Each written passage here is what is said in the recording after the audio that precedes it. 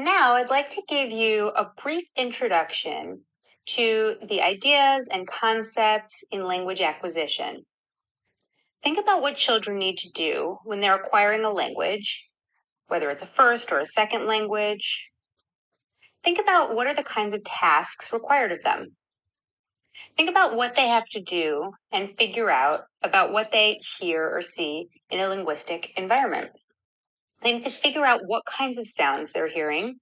They need to figure out what words are and what they mean.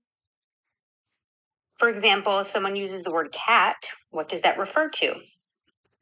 They need to also figure out how to create strings of words to be able to tell someone something like, I want a cat, etc. There are a ton of different tasks and different aspects of language that children need to acquire all at the same time.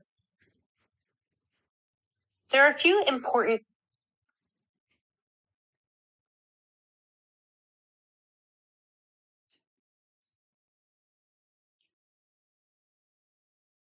key concepts behind language acquisition that you need to know. One is that children learn language very rapidly compared to other things they need to learn to do in cognitive development or in memory or conceptual development. Comparatively, language acquisition is very rapid. Secondly, children can learn language without any explicit instruction. They don't need to be directly taught. You don't have to sit them down and teach it to them. That is, they don't need explicit instruction.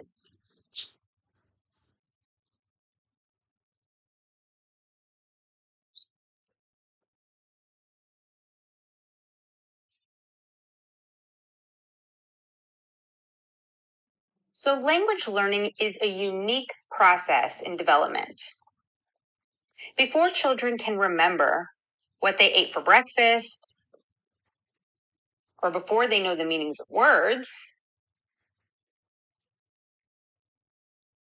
what I mean is before they can remember a lot of things, they've already remembered the meanings of hundreds of words.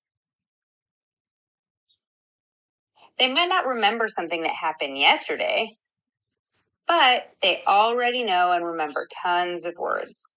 Children can develop an understanding of complex grammar even though they can't yet tie their own shoes.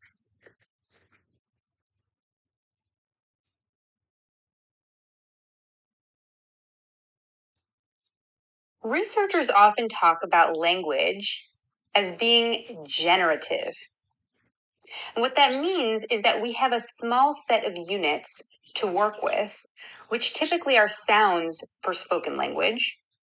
Those units can be put together in different ways and different orders.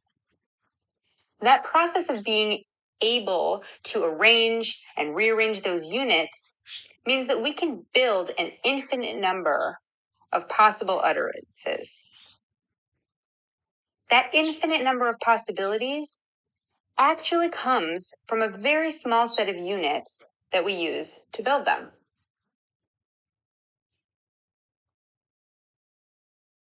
And that is a process that we call generativity. One example of this is that children understand how to build new words by putting these units together. For example, a child heard the word homesick, right? That English word homesick. And children understand what it means. If I'm away, I miss home. That's homesick. And that 4-year-old child might think, oh, if I can use the word homesick, then I should be able to use the word school sick too. If I haven't been going to school for a while and I really miss it. And that process of deconstructing and reconstructing those units is called generativity.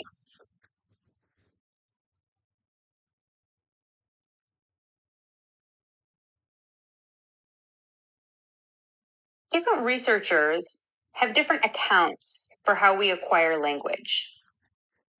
One of the older views on language acquisition is from the behaviorist perspective.